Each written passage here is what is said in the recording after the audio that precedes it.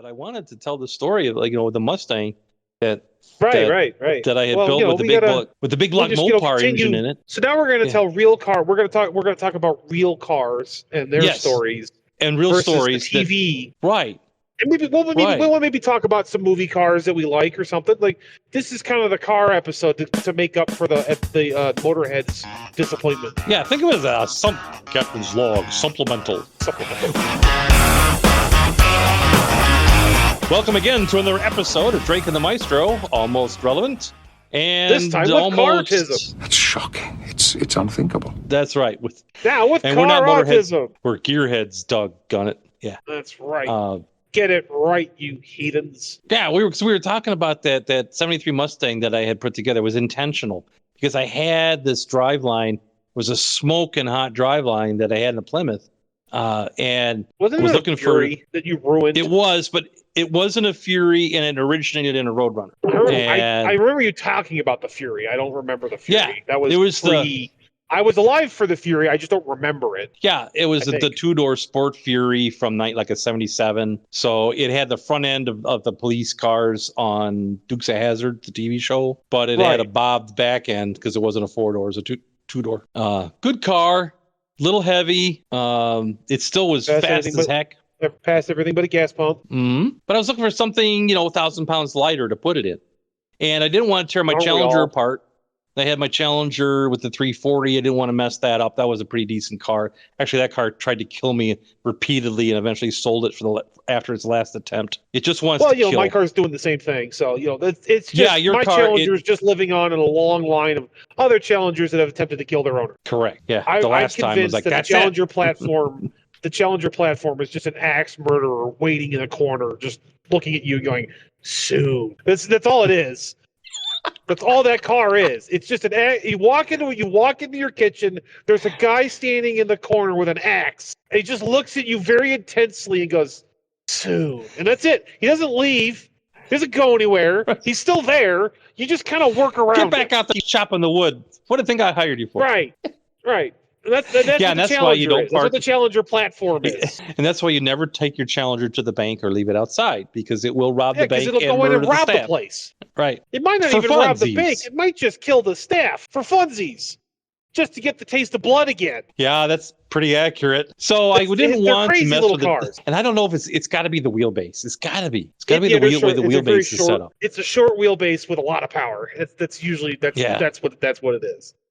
But yeah, so you get the Mustang, you got the Challenger. So I was looking at cars, and I thought maybe the early '70s Mustangs, where they were a little bit bigger, longer nose, room for a big block, that kind of thing, and happened to be one for sale, and right there in my neighborhood, and it was like $300 because the mother was selling her son's car because he was doing lawn jobs and hit the neighbor's house when. Kind of decorated if you're going to do a lawn job, you don't want to hit the house. You don't want to hit the house. That's bad. Don't hit the house. No mailbox.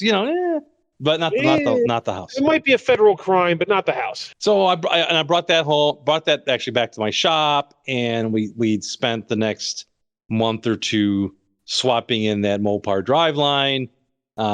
It made one heck of a car. It had four wheels and it went. Oh, it went. Trans brake and all that in there, and it moved out. The sad thing was, and I did street racing with it, not this whatever's on TV, not that. You could go to the industrial complex and different people are there, and there's like cash in the air and in your hand, and you're racing for you can be racing for some serious dollars. I wouldn't go every weekend, but I would go kind of often. But I would hardly ever race because once you come out and dominate, then you're pretty much done. Yeah, no one's ever going to want to race you again. I wanted to see what everybody else was packing. Now this is the '90s, so the next hottest car out there that I saw, and I eventually raced him, was a GNX. Guy had a GNX all chipped up, and this is before you could go online because there was no online. And buy every part under the sun to make any car kind of hot. This predates that. You had to be kind of know somebody or know something. And there was Summit. You kind of had to know what you were doing. Yeah, you kind of know what you're doing. So if you could build a fast... Summit, you just ordered parts. It wasn't like Summit would tell you how to build a car. It was just a catalog of parts. You would more so now they do, but back then, right? It was just a mail order catalog, or you just send them money and an order list, and they would send you parts, and you kind of had to know what to do with them. You had to figure it out. Yeah. And when I was building the Mustang, we couldn't fit the motor. The engine was so big in the engine compartment, we couldn't the exhaust back under the firewall, so we had to flip the headers forward and run the pipes by each side, each side of the radiator, and then have cutouts there. And then run it back in smaller pipes out the back, which was kind of nice because the whole idea was to build a street sleeper, not a street sweeper. A street sleeper. No, a sleeper, right? Yes, I was ahead of you on that joke. So we had the exhaust cutouts, and I had an interrupt on the vacuum advance. So if I was really going to run it, I would disconnect the vacuum advance and let it run on the mechanical. It also changed the idle. It was because there was a whole. I want to crawl on in the other person's head and set up shop, right? And I'm not going to do it with fancy talk and posturing in history class. This is happening. We're adults. We're not in high school, and we're going to do this. I'm going to do this now. And so I would shut the car off and then open up the cutouts and interrupt the vacuum advance and then restart the car. And the car had some serious compression, and Chrysler starters are high torque. It'll turn the engine over, but it would get to the point sometimes it was hot. It was kind of, wouldn't spin the engine free enough to really get a good start. And the solution was to have a start button and an ignition switch. So I had the array of switches, fuel pump, ignition, all that, right? The rocker switches and a push button for start. And so the deal was to just hold the start button down and get the engine spinning, get some momentum going in the engine, some angular momentum, and then flip on the ignition and the thing would light off.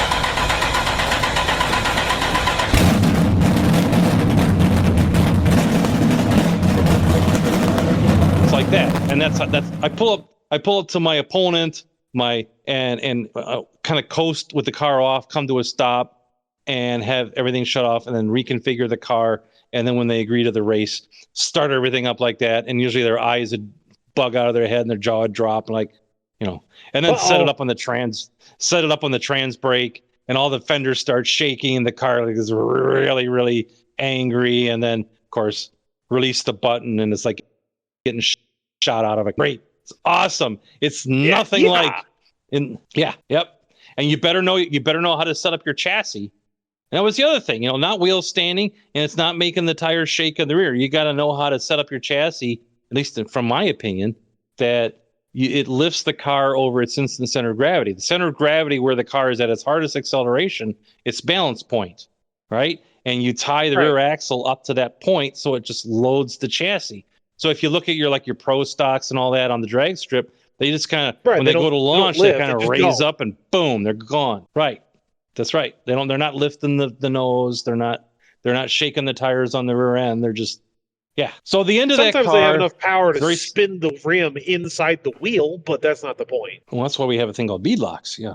Mm-hmm. Well, yeah, especially if you're running wrinkle walls. When you're running very low air pressure. You got to bead lock them. You want to get those bead locks going, because otherwise you'll just spin inside the. You won't spin the tire. You'll spin the rim. Yeah, and my goal was always to let the tire run one revolution or so, just to scuff it, and then and that's it, and then gone. None of this burnout crap. I don't understand the burnouts. That's a whole different culture. I'm not part of that culture. It just violates against everything that I. With the wrinkle walls and all that, you want to get them hot and sticky. Well, right, but I'm talking about burnouts like you go to burnout competitions or the car shows that I watch. Oh, will it do a burnout? So who cares? If my car is doing a burnout, I've done something wrong. It's going back on the lift, and I'm readjusting the chassis. Cool. Also, doing burnouts on I-25 is real rough. I think it's actually the shoulder. I think the construction has moved me onto the shoulder. Well, on some of those roads, you can't tell the difference. What's the shoulder? What's the road? Who knows? Try to keep it shiny side up. Lines. Right. Yeah.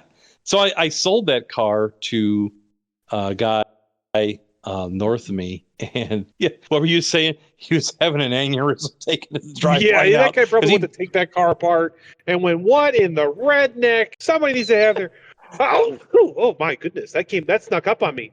Someone needs to have their plasma cutter and welder taken away forcefully. Yes. Hey, like I said, budget build.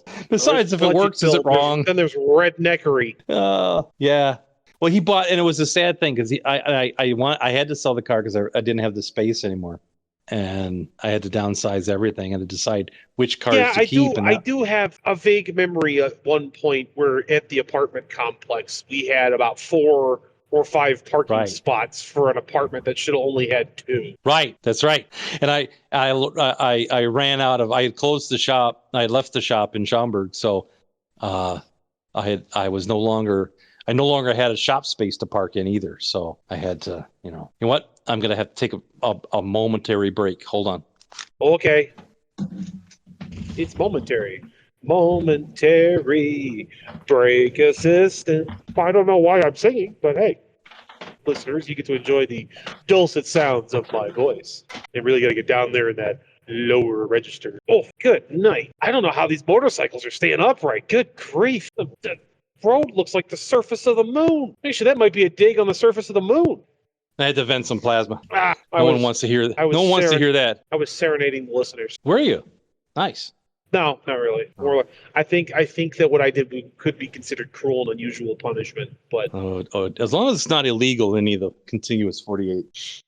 I think everything's. I think that is illegal in you lower 48. All right. Well, I'll have to upon further review. Yeah. Okay. Yeah. So the guy's taking the car apart because I sold it. I had to downsize. I was no longer running the shop, and the Mustang just had to go. Unfortunately, I just was looking for a home for it, and I sold it to this guy was reluctant. This guy's a Mopar collector, runs a muffler shop, and I'm like, you need this for your Roadrunner. You need this for your Roadrunner.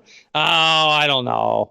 They're looking at the Mustang. How many the people just look with their eyes? They look with. Of course, they look with their eyes. That's pretty human. We got a whole saying about not judging a book by its cover. Yada yada. Yeah. I'm like, no. This is perfect for your road. You're looking for a driveline for your Roadrunner. This is the car. So like, stupid Ford. Like, will you please look under the hood? He looks under the hood. He's like, oh, oh my, oh my. And I started up and like, here, take it around the. It's like, okay, I'll buy it. Bring it to my shop, I'll buy that for $1. Yeah. So at least I had the assurance, or at least I could the car was going to get scrapped. At least the body was scrap.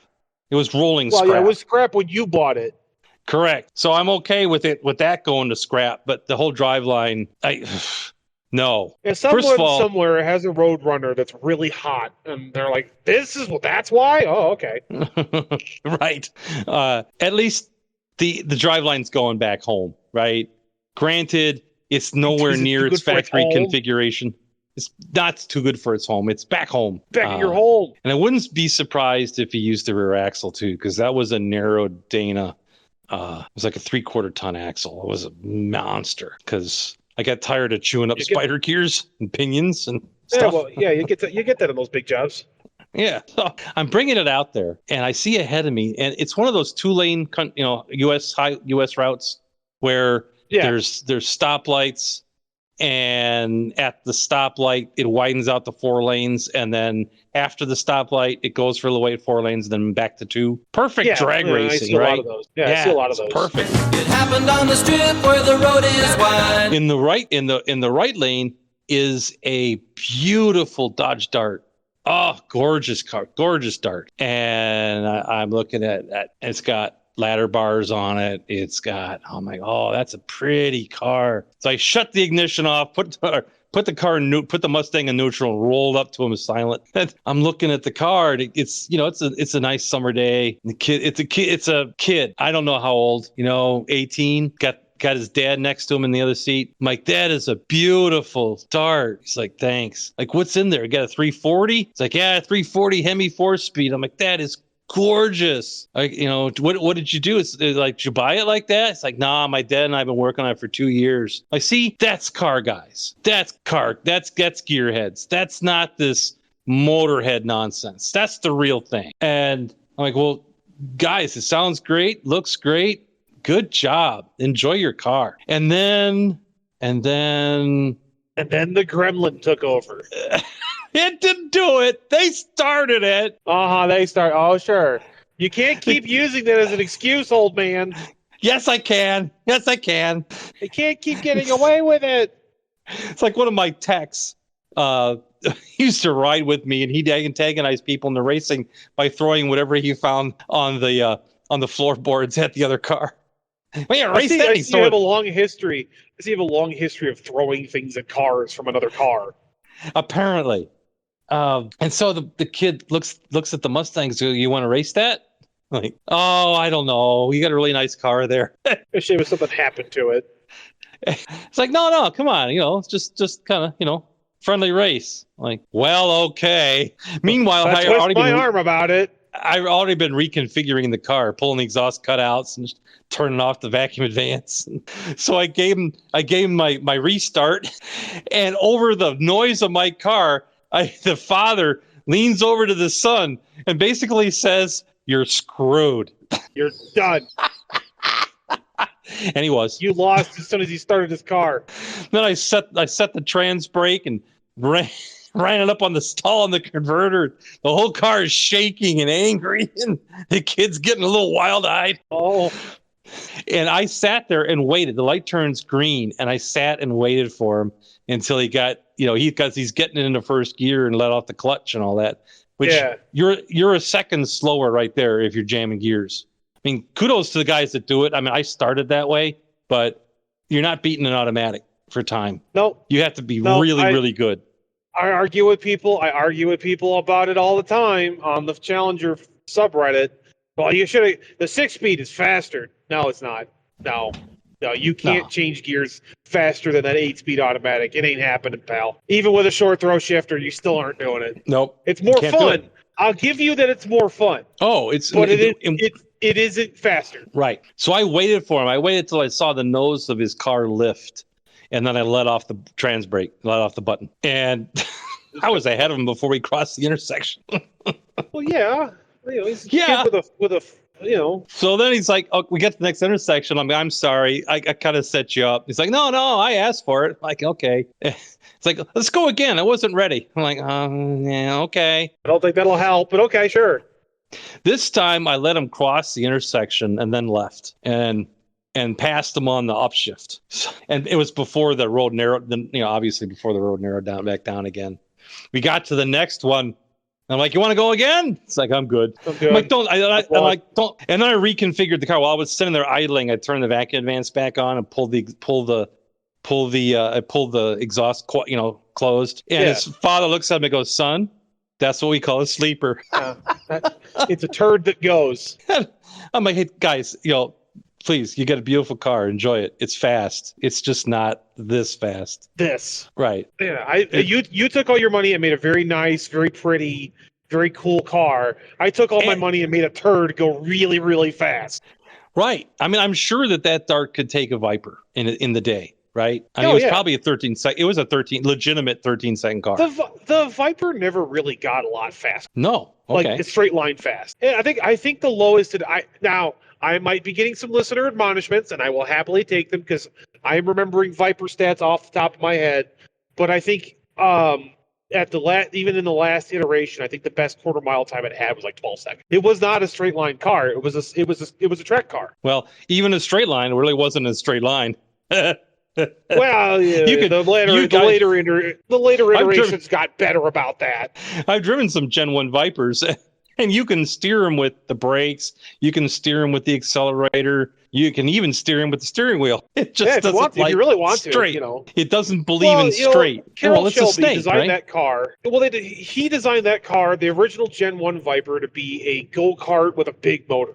Was what it was designed to be. It was designed to be a car for drivers that if you were really good at driving, you could get the most performance out of the car. And still kill yourself. And still almost kill yourself, yeah. I mean, it's one of those cars that if you don't respect it, it will bite you. And burn your leg on the rocker panel. On exit, yeah. Well, the Gen 1s had the exhaust exiting from the back.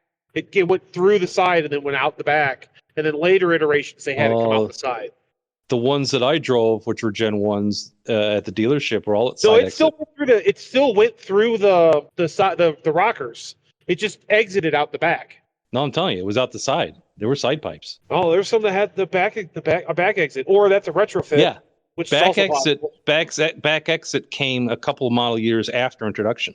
It was still Gen 1. Yeah. Yeah. Yeah. But the So, ones and that then they went back to the side exits in the later iterations with better insulation. Yeah. It was the only car. Because that was kind of what ever, made the car. The only car ever driven where you had to have air conditioning, but you just set it to the feet. To your feet. Yeah. Yeah, to your feet. Yeah, there was a car driver article where they showed they cooked bacon and eggs on the sill, on the door sill. Yes. Because it was so hot. Yeah.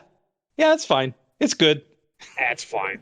The customer wears you should be wearing pants when you're getting out of it anyway, you loser. You get asbestos chaps with every purchase. Right. And a white scarf because you're not looking through a guy like me with a really tall, tall on the saddle. You're not looking through that little windshield.